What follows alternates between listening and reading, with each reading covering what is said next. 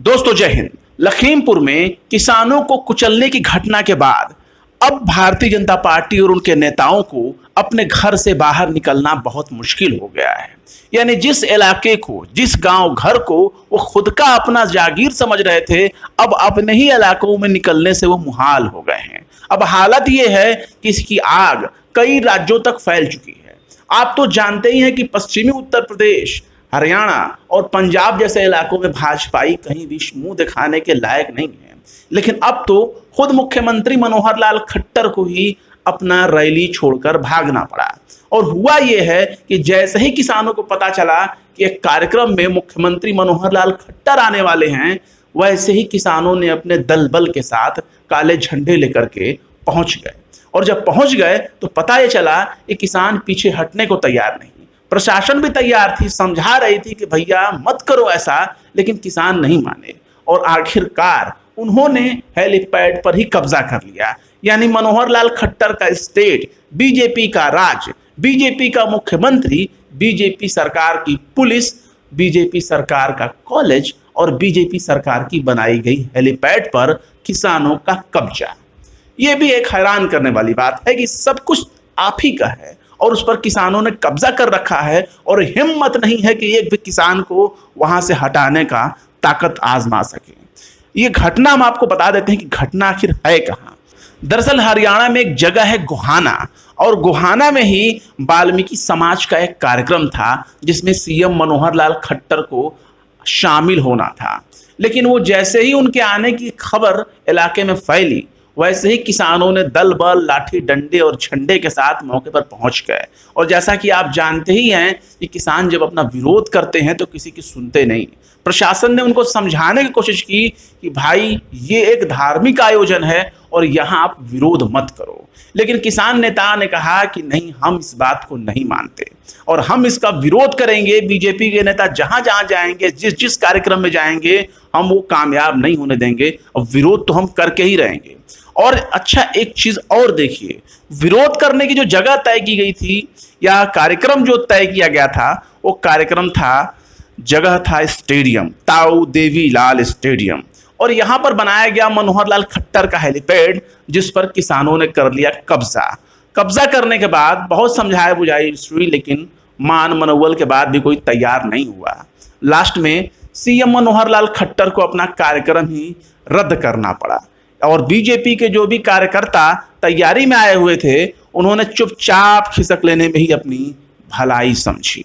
और हम आपको कुछ चीजें और बता दें, ये कोई एक घटना नहीं है। कई जगहों पे तो दीवार कूद कर भागना पड़ा, कई जगहों पर तो दौड़ लगाकर उनको भागना पड़ा बीजेपी का कार्यकर्ताओं और नेताओं को। लेकिन अभी आपको तुरंत का हाल बता दे रहे हैं। उत्तराखंड, जहां बीजेपी की सरकार है, किसानों को बहुत बड़ा प्रभाव भी नहीं है, लेकिन वहां भी किसानों का दम हम देखने को मिल गया है। वहां का खेल मंत्री खुद ही अपने कार्यक्रम को स्टेडियम के उद्घाटन में पहुंचते हैं और पहुंचने से पहले ही उनको ये खबर मिल गई कि किसानों ने डेरा डंडा डाल लिया है और स्टेडियम पर ही कब्जा कर लिया है। स्टेडियम में ही, फील्ड में बाकायदा उन लोगों ने अपना तंबू, कनात और टेंट गाड़ दिया है। जिसके बाद वहां के जो खेल मंत्री हैं, उनको अपना कार्यक्रम रद्द करना पड़ा। ये तो महज एक बानगी है। लखीमपुर की घटना के बाद किसान इतने आक्रोशित हैं कि वो भाजपा नेताओं को फूटी आंख भी देखने को तैयार नहीं है। खासतौर से उत्तर प्रदेश की ये घटना सामने आई है हाल ही में। वहां मेरठ जिले में विधायक हैं बीजेपी के सत्यवीर त्यागी। उनके नाम में सत्य भी है, वीर भी हैं और त्यागी तो हैं ही वो।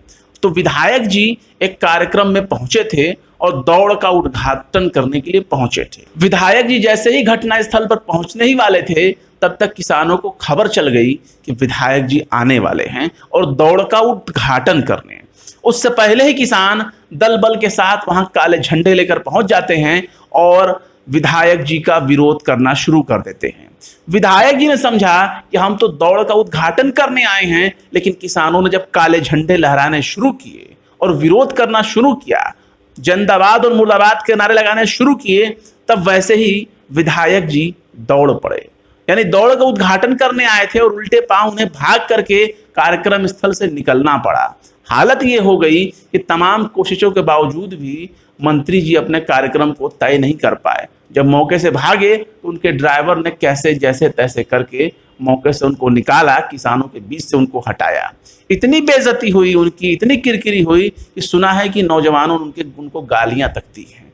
लेकिन बहरहाल हुआ ये कि अब मंत्री जी का कार्यक्रम रद्द हो गया। आए थे दौड़ को कराने और दौड़ कर खुद ही भाग पड़े।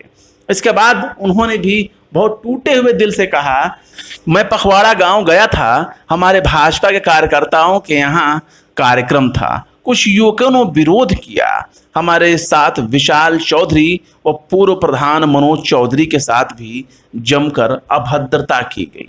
यानी विधायक जी बेइज्जत हुए तो हुए, इनके साथ जो बीजेपी के कार्यकर्ता और नेता अपने दलबल के साथ मौजूद थे उनकी भी छीछा लेदर हो गई। इसके साथ ही हम आपको और भी घटनाओं के बारे में बता देते हैं, और घटना बताने के लिए आपको ले चलते हैं हरियाणा के जींद में। और जिंद में एक इलाका है सफीदो, और ये सफीदो जो है बड़ा ही तारीखी ऐतिहासिक माना जाता है, काफी पुराना शहर है ये, और लगभग 3 लाख की आबादी यहाँ पे रिहाइश है, लोगों की आबादी है यहाँ पर। और वहाँ होता है कि सफीदो में एक कॉलेज के अंदर, एक स्कूल के अंदर भाजपा के नेता जो है जमा होते हैं। अच्छा, अब देखिए, भाजपा की सरकार, भाजपा के मंत्री, भाजपा के संतरी, भाजपा का पूरा स्टेट, पूरा अमला भाजपा का, लेकिन वो खुले तौर पर कहीं भी अपने कार्यक्रम का आयोजन नहीं कर सकते। इतनी हिम्मत नहीं है कि किसानों को आंख दिखा करके वो अपने किसी कार्यक्रम को संपन्न करा सके।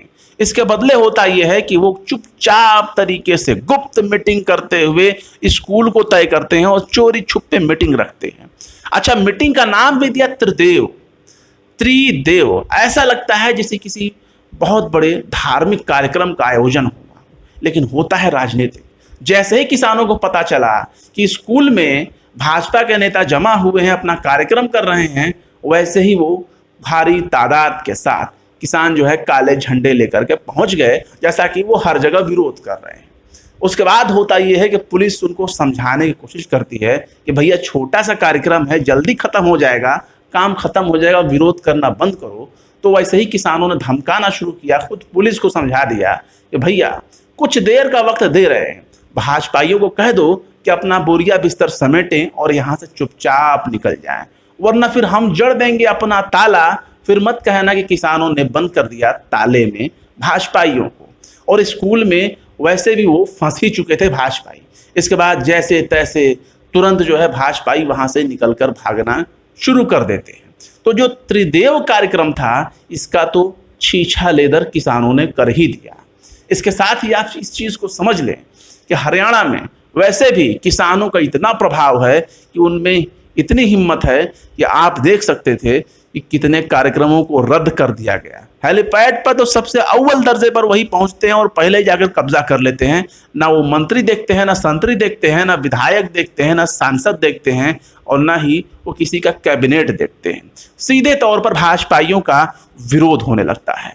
भाजपाइयों का कहना है कि हम जाते तो हैं अपनी मर्जी से, लेकिन आते हैं उनकी मर्जी से। यानी कि जब किसान विरोध करने लगे तब चुपचाप निकल लेने में ही अपनी भलाई होती है।